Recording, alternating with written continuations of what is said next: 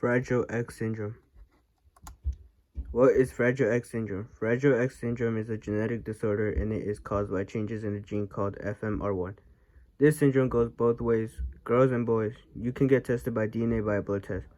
FMRP is needed for brain development and FXS doesn't produce it. It affected by Fragile X. You may have delayed development of speech and language by the age of 2. You may also appear to have long ears, long face, and prominent jaw. How common is it? It is common in both genders, but it's usually more common in females.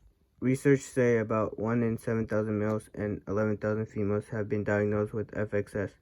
Most affected nationality are Caucasians of 134,933. How Fragile X is diagnosed.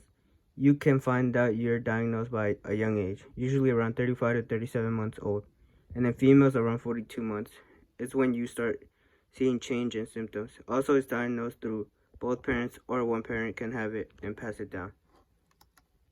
Fragile X symptoms. The Fragile X symptoms are of intellectual problems, physical features unique to the syndrome, behavior challenges, speech and language problems, and sensory issues.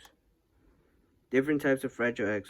Fragile X syndrome, Fragile X associated primary ovarian insufficiency, Fragile X associated tremor, ataxia syndrome.